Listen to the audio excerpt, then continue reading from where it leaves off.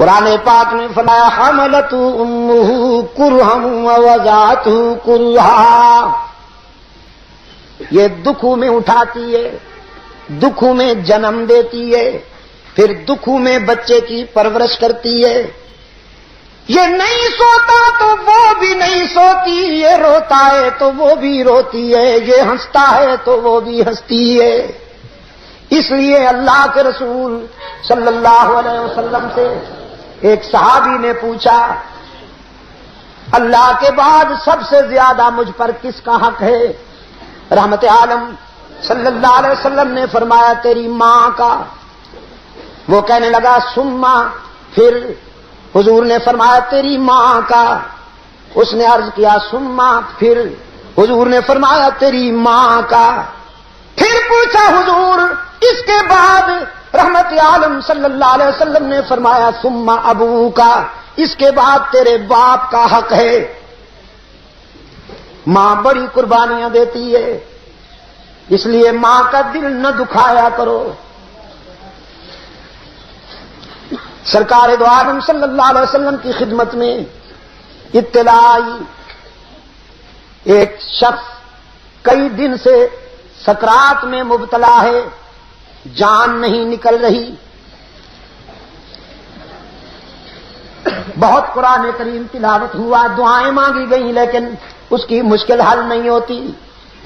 رحمت عالم صلی اللہ علیہ وسلم نے فرمایا اس کی والدین زندہ ہیں یا نہیں؟ بتایا گیا حضور اس کی ماں زندہ ہے۔ رحمت عالم صلی اللہ علیہ وسلم نے فرمایا اس کی ماں سے کہو میں تجھ سے ملنا چاہتا ہوں، اگر آ سکتی ہو تو آ جاؤ ورنہ میں آؤں گا۔ وہ بوڑھی ضعیفہ رحمت عالم صلی اللہ علیہ وسلم کا پیغام سنتی ہے، کہنے لگی چل تو نہیں سکتی لیکن اللہ کے محبوب کے پاس ضرور جاؤں گی۔ لکڑی کے سہارے آئی، رحمت عالم صلی اللہ علیہ وسلم نے فرمایا تیرا بیٹا کئی دن سے سکرات میں مبتلا ہے، تیرا کیا خیال ہے اپنے بیٹے کے متعلق؟ کہنے لگی بڑا نمازی تھا، اللہ کے رسول بڑا نمازی تھا، قرآن بھی پڑھتا تھا، روزے بھی رکھتا تھا، حج بھی کیا، زکوٰۃ بھی دیتا تھا، جہاد میں بھی حصہ لیتا تھا، بہت نیک تھا۔ رحمت عالم صلی اللہ علیہ وسلم نے فرمایا یہ تو ٹھیک ہے، تو اس پر راضی ہے کہ نہیں؟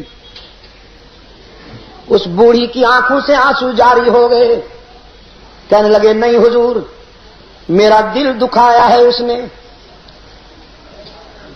میرا دل دکھایا ہے۔ ایک دن اس کی بیوی کے ساتھ میرا کچھ تلخ کلامی ہو گئی، تلخ کلامی ہو گئی۔ میں نے کہا میرا بیٹا آ جائے اسے بتاؤں گی کہ تو گستاخ ہے۔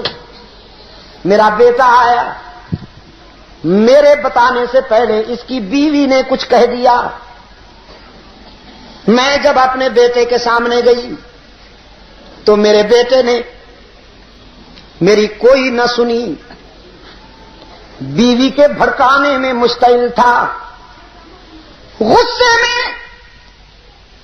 میں درد دل بیان کر رہی تھی اور میرے بیٹے نے غصے میں آ کر اپنا جوان بازو اٹھایا اور تیز تھپڑ میرے چہرے پہ دے مارا۔ میں دور جا گری۔ میں نے کہا بیٹا میں نے تو تیری ترقی کے لیے رات کی تنہائیوں میں دعا کی تھی، تیرے بچپن میں خود بھوکی رہتی تھی، تجھے کھلاتی تھی، جو تجھ سے جھگڑتا تھا میں اس سے لڑ جاتی تھی، تیرے دوستوں کو اپنا دوست سمجھتی تھی، تیرے دشمنوں کو اپنا دشمن سمجھتی تھی۔ تو بیمار ہوتا تو ساری رات تجھے اٹھا کر میں لوریاں دیتی، لیکن آج تیری جوانی میرے لیے رسوائی کا سبب بن کر آئی ہے۔ تو کتنا نمک حرام نکلا۔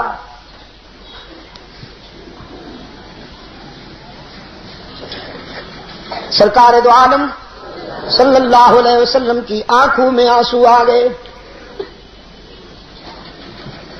صحابہ سے فرمایا لکڑیاں جمع کرو، آگ بھڑکاؤ، پھر مجھے بتاؤ۔ بوڑھی کہتی اللہ کے رسول آگ کیوں؟ رحمت عالم صلی اللہ علیہ وسلم نے فرمایا ہم اس میں اس نمک حرام کو ڈالیں گے جس نے بوڑھی ماں کے چہرے پہ تھپڑ مارا وہ اسی قابل ہے کہ اسے آگ میں ڈال دیا جائے۔ بوڑھی زاروں قطار رونے لگی، کہنے لگی نہیں نہیں نہیں اللہ کے رسول، میرے بیٹے کو آگ سے بچا لیجئے۔ رحمت عالم صلی اللہ علیہ وسلم نے فرمایا تو اس آگ سے گھبرا گئی ہے، آخرت کی آگ تو اس سے بھی زیادہ اذیتناک ہے۔ وہ بوڑھی کہنے لگی کوئی شکل ہے بچ جانے کی کہ میرا بیٹا اس آگ سے بھی بچ جائے، اس آگ سے بھی بچ جائے؟ نعرہ تکبیر، نعرہ تکبیر، اہل صحابہ، اہل صحابہ، سرکار دو عالم صلی اللہ علیہ وسلم نے فرمایا بس ایک صورت ہے کہ تو اسے معاف کر دے۔ چیخ کر وہ بوڑھی کہنے لگی اللہ کے رسول آپ بھی گواہ بن جائیے، میرا رب بھی گواہ ہو جائے، میں نے اپنے بیٹے کو دنیا میں بھی معاف کر دیا، آخرت میں بھی معاف کر دیا۔ یہاں اس نے معافی کا اعلان کیا، وہاں اس کی مشکل حل ہو گئی، کلمہ شہادت پڑھتے ہوئے دنیا سے روانہ ہو گیا۔ ٹل کے روشن ضمیروں، میرے عزیز نوجوانوں، چاہے کچھ ہو جائے کبھی ماں کا دل نہ دکھایا کرو۔ کامیابی کی چابی دے رہا ہوں آپ کو، چابی، چابی کو کیا کہتے ہیں پشتو میں؟ کلید، کنجی، کلید تو فارسی اس میں، ہاں فارسی میں کہتے ہیں۔ اس کا مطلب ہے آپ نے کچھ فارسی سے چرا رکھا ہے، کچھ عربی سے چرا رکھا ہے، پتہ چل رہا ہے آہستہ آہستہ، مجھے پتہ چل رہا ہے۔ تو چابی آپ کو کنجی دے رہا ہوں کامیابی کی،